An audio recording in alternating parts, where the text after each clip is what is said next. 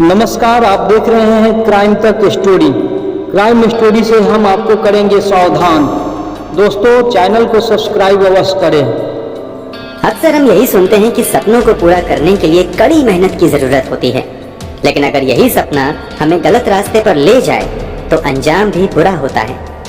आज हम आपको एक ऐसी ही दिल दहला देने वाली सच्ची घटना के बारे में बताने जा रहे हैं, जिसे अंजाम दिया था एक ऐसे मास्टरमाइंड शख्स ने जिसका सपना था रातों रात अमीर हो जाने का।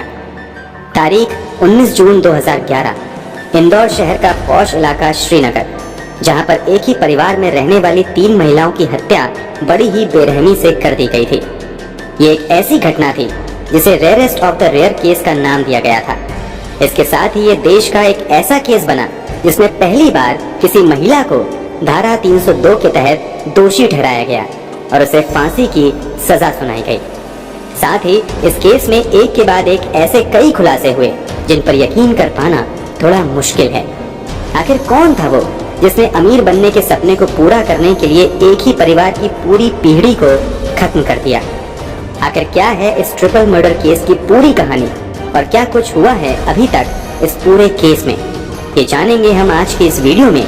लेकिन ये कहानी है इंदौर शहर में रहने आई 42 साल की मेघा देशपांडे की, जो एक वर्किंग वुमेन थी और वो एक MLM यानी मल्टी लेवल मार्केटिंग में काम करती थी। आपने MLM बिजनेस के बारे में तो सुना ही होगा, जिसमें बहुत सारी कंपनीज मेंबर बनाती हैं और कोई मेंबर जितने लोग जोड़ता है उतनी कमाई होती जाती है। तो हो सकता है कि मेघा ने भी इस बिजनेस के जरिए काफी पैसे कमाए होंगे। मेघा इंदौर के इस घर में अपनी 21 साल की बेटी अश्लेषा और अपनी 70 साल की मां रोहिणी के साथ रहती थी। मेघा के पति बैंक में एक मैनेजर थे और वो दूसरे शहर में रहते थे। मेघा देशपांडे का परिवार उज्जैन से कुछ ही समय पहले इस शहर में आया था और वो हंसी खुशी यहाँ रह रहे थे। इसके साथ ही मेघा को कीमती ज्वेलरी पहनने का भी बहुत शौक था, इसलिए वो अक्सर जब भी बाहर जाती थी तो वो अपने गहनों को पहनकर ही निकलती थी। एक दिन मेघा अपने इन्हीं कीमती गहनों को पहनकर एक शॉपिंग मॉल में गई। यहाँ लोगों की बहुत भीड़ थी, हर कोई मॉल में शॉपिंग करने और घूमने आया था। इसी भीड़ में मेघा की मुलाकात 23 साल की नेहा वर्मा नाम की एक लड़की से हुई। नेहा दिखने में जितनी सुंदर थी उतनी ही वो खुश मिजाज लड़की भी थी। उसे नए नए दोस्त बनाना बहुत अच्छा लगता था। इधर नेहा का रोहित नाम का एक बॉयफ्रेंड भी था जिसकी उम्र 24 साल थी। दोनों एक दूसरे से बहुत प्यार करते थे और एक दूसरे से ही शादी करना चाहते थे, लेकिन दोनों की आर्थिक स्थिति ठीक नहीं थी। नेहा के पिता एक वैन चालक थे, इसलिए घर में पैसे का अभाव रहता था। इसके साथ ही नेहा और उसके बॉयफ्रेंड की एक खास बात यह भी थी कि इनके अरमान एक जैसे ही थे। दोनों ही रातों रात अमीर होने के सपने देखते रहते थे ताकि वो आराम से अपनी जिंदगी जी सकें। इसी बीच नेहा और मेघा के बीच दोस्ती गहरी होती गई। नेहा अक्सर मेघा को कॉल करती थी, वो उसके बिजनेस के बारे में जानना चाहती थी। जब नेहा ने MLM बिजनेस के साथ जुड़ने की इच्छा जताई, 13 जून 2011 को मेघा कॉल करके नेहा को MLM बिजनेस के साथ जुड़ने को कहती हैं और उसे घर पर आने को कहती हैं। इसके बाद नेहा मेघा के घर पहुंचती हैं और फिर कुछ समय बाद वापस चली जाती हैं। इसके बाद दोपहर तक मेघा के घर पर सन्नाटा पसरा रहा। ना तो घर पर कोई दिखाई दे रहा था और ना ही किसी की आवाज आ रही थी। तभी एक महिला जो कि मेघा देशपांडे के फ्लैट के पास ही रहती थी, वो उनके घर के आगे से गुजर रही थी। उसने देखा कि मेघा देशपांडे का घर बंद था और आसपास खून के धब्बों से पैरों के निशान बने हुए थे। ये देखकर वो घबरा गई और उसने मकान मालिक को बुलाया। मकान मालिक भी तुरंत वहां पहुंच गया। इसके बाद उन्होंने मेघा देशपांडे को आवाज लगाई। काफी देर तक आवाज लगाने के बाद ना तो घर के अंदर से कोई बाहर निकला और ना ही किसी ने जवाब दिया। इसके बाद मकान मालिक ने घर की खिड़की से अंदर झांकने की कोशिश की। अंदर झांकते ही उनकी जोर से चीख निकली, क्योंकि घर के अंदर का नजारा बहुत ही खौफनाक और भयावह था। उन्होंने देखा कि घर के अंदर एक नहीं, 2 नहीं बल्कि 3 लाशें पड़ी हुई हैं। ये लाश किसी और की नहीं बल्कि मेघा, उसकी बेटी अश्लेषा और मेघा की मां रोहिणी की थी। ये देखते ही मकान मालिक ने तुरंत पुलिस को फोन करके इसकी जानकारी दी। खबर मिलते ही पुलिस वहां मौके पर पहुंच गई। धीरे धीरे जब लोगों को इस घटना की खबर मिली तो उनके घर के बाहर भीड़ जमा होनी शुरू हो गई। इसी बीच पुलिस जब घर के अंदर गई तो उनका भी दिल पसीज गया। क्योंकि एक ही परिवार की 3 महिलाओं की हत्या की गई थी, जिसमें माँ, बेटी और नानी शामिल थीं। वहीं इस केस में सबसे बड़ा क्लू पुलिस के हाथ लगा। दरअसल पुलिस को हत्या वाली जगह से 2 बुलेट शेल मिली। इसके बाद पुलिस ने जांच पड़ताल करनी शुरू की, जिसके बाद उन्हें पता लगा कि मेघा देशपांडे की हत्या उनके सर पर गोली लगने से हुई है, लेकिन मेघा के सर पर एक ही गोली लगी थी। दूसरी गोली किस पर चलाई गई थी, ये देखने के लिए पुलिस ने तीनों लाशों को पोस्टमार्टम के लिए भेजा। और जब पोस्टमार्टम की रिपोर्ट आई तो ये पता चला कि मेघा देशपांडे की बेटी और मां की हत्या शरीर पर चाकुओं को गोद कर तो हुई है, लेकिन चाकू से 1 या 2 बार वार नहीं किया गया था, बल्कि कई बार चाकू गोद गोद कर बेरहमी से उनकी हत्या की गई थी। अब पुलिस के सामने ये सवाल खड़ा हुआ था कि आखिर दूसरी गोली किस पर चली थी। जब देशपांडे परिवार की हत्या की खबर लोगों तक पहुंची तो उनके भी रोंगटे खड़े हो गए और वे जल्द से जल्द केस को सुलझाने और आरोपियों को पकड़ने की मांग करने लगे। लोगों के बढ़ते दबाव के कारण पुलिस पर इस केस को जल्द से जल्द सुलझाने का दबाव बढ़ गया था। इसके बाद पुलिस भी हत्यारों को ढूंढने की कोशिश में जुट गई, लेकिन कहीं से भी कोई और क्लू पुलिस को नहीं मिल रहा था।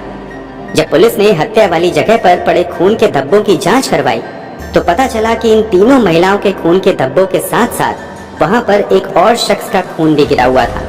जिसके बाद पुलिस को इस बात का यकीन तो हो गया था कि ये खून के धब्बे जरूर खूनी के ही हो सकते हैं।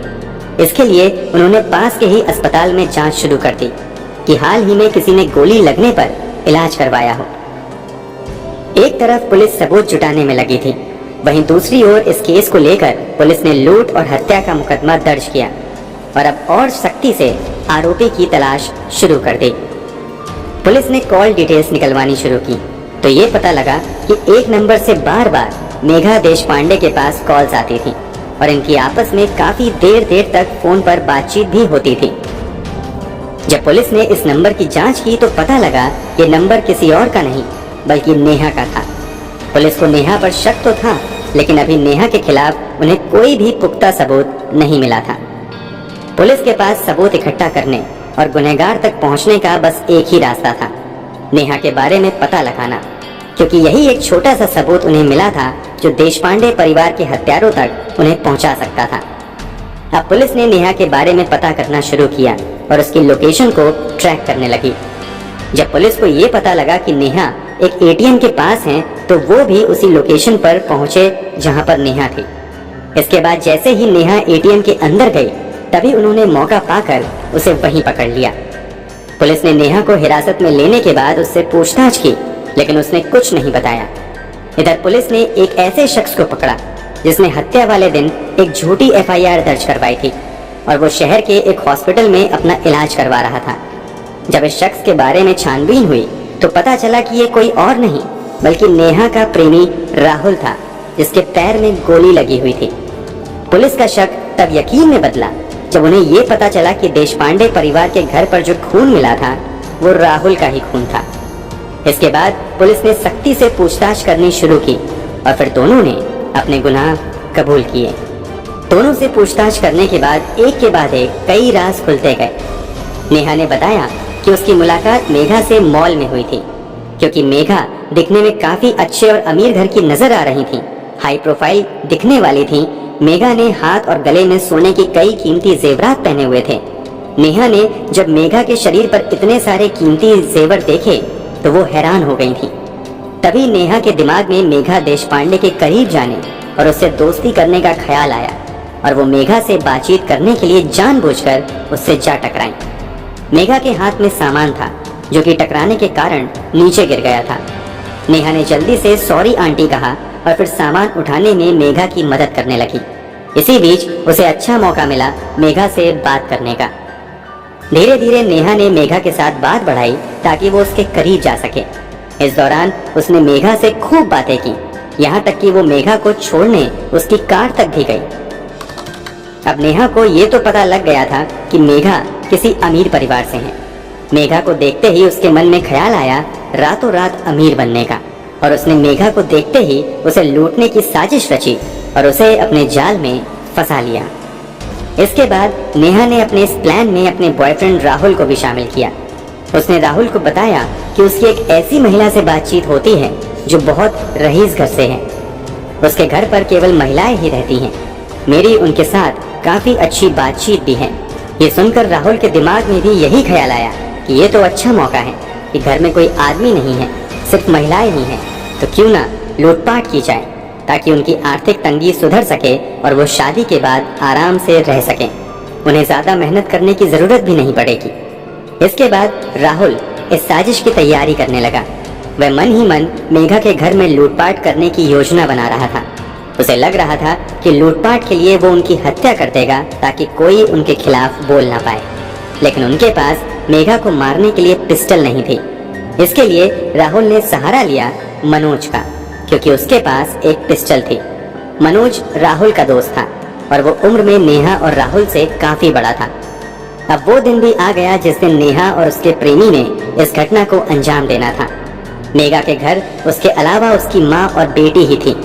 घटना वाले दिन नेहा ने एक मल्टी लेवल मार्केटिंग के जरिए एक बहाना बनाया ताकि वो मेघा के घर में जा सके। काम के सिलसिले में नेहा मेघा के घर पहुंची। वो मेघा से लेकर कंपनी का फॉर्म भरने लगी, लेकिन उसे भरना कैसे है इसके लिए उसने मेघा से कहा कि पास में ही उसका एक दोस्त रहता है और वो उसे यहाँ बुलाकर इस फॉर्म को भरने में उसकी मदद लेना चाहती है। इसके बाद नेहा ने फोन कर उन्हें बुलाया और प्लान के मुताबिक राहुल और मनोज भी मेघा के घर में घुस गए। घर में घुसते ही रोहित ने पिस्तौल दिखानी शुरू कर दी और फिर उसने बिना कुछ सोचे समझे मेघा पर बिल्कुल पास से गोली मारी, जिससे उसकी मौके पर ही मौत हो गई। ये राहुल वही शख्स था जिसने मेघा पर सबसे पहले गोली चलाई थी। गोली की आवाज सुनकर कमरे में अश्लेषा और उसकी नानी भी दौड़ी दौड़ी वहां पहुंची। इसके बाद उन्होंने अश्लेषा को डरा धमकाकर उससे एटीएम कार्ड लेकर उसका पिन पूछ लिया। इसके बाद रोहित ने गोली से अश्लेषा और उसकी नानी को मारने की कोशिश की, लेकिन हड़बड़ी में ये गोली राहुल के पैर में जा लगी। इसके बाद उन्होंने चाकू से मार मार कर उनकी हत्या कर दी। उसके बाद इन्होंने वहां से निकलने से पहले 1.5 लाख रुपए, 5 लाख तक के कीमती गहने और एटीएम कार्ड लेकर फरार हो गए। ये वही एटीएम कार्ड था जिससे नेहा पैसे निकलवाने जा रही थी और तब पुलिस ने एटीएम के पास नेहा को पकड़ा था। इसी कार्ड के जरिए पुलिस ने नेहा को हिरासत में लिया था। इसके बाद राहुल ने अपने पैर पर लगी गोली का इलाज करने के लिए एक झूठी एफआईआर दर्ज करवाई। ये सब आरोपियों ने पुलिस को अपने बयान में बताया था। उन्होंने साथ ही ये भी कहा कि उनका प्लान था कि मर्डर करके वो सारी चीजें लूट लेंगे और फिर हम कभी भी पकड़े नहीं जाएंगे। लेकिन ज्यादा देर ना करते हुए पुलिस ने इस केस को सुलझाया और हत्यारों को पकड़ लिया। ये बात धीरे धीरे लोगों तक पहुंच गई कि देशपांडे परिवार के हत्यारे पकड़े गए हैं, जिसके बाद लोगों ने उन्हें कड़ी से कड़ी सजा दिलाने की मांग की। दिसंबर 2013 में निचली अदालत ने इन तीनों ही आरोपियों को फांसी की सजा सुनाई थी और आईपीसी की धारा 302 के तहत आरोपियों से मिले खून से सने कपड़े, चाकू, जूते और लूटे जेवर मौजूद किए। इसके बाद 2014 में हाईकोर्ट की इंदौर बेंच ने भी जिला अदालत के इस फैसले को गंभीर बताते हुए नेहा वर्मा, उसके प्रेमी राहुल और मनोज की फांसी की सजा को बरकरार रखा और साथ ही कोर्ट ने इस केस को rarest of the rare case भी माना। नेहा वर्मा इन दिनों इंदौर सेंट्रल जेल में बंद है। हाल ही में वो जेल में रहते हुए अन्य महिला कैदियों को ब्यूटी पार्लर का कोर्स करवा रही हैं। तो दोस्तों, देखा आपने कैसे पैसा एक इंसान से वो सब करवा देता है जिसका अंजाम अंत में बहुत ही भयानक होता है। इसके साथ ही हमें इस केस से ये भी सीख मिलती है कि हमें पब्लिक प्लेस में कीमती जेवरात पहनकर नहीं निकलना चाहिए। किसी अनजान शख्स से एकदम से दोस्ती नहीं करनी चाहिए। ये छोटी छोटी चीजें ही सीख लेने वाली होती हैं, जिससे हम खुद की सुरक्षा और अपने परिवार की सुरक्षा कर सकते हैं। आपको इस केस से क्या सीख मिली, हमें जरूर बताइए। इसके साथ ही दोस्तों, क्या आपको ये पता है कि इंदौर में ये पहली बार हुआ था जब कोर्ट ने किसी लड़की को फांसी की सजा सुनाई थी? आपको क्या लगता है, क्या कोर्ट ने सही फैसला लिया? क्या कोर्ट ने उन्हें सही सजा सुनाई? आपके मुताबिक आरोपियों को और कौन सी सजा मिलनी चाहिए थी और कैसी लगी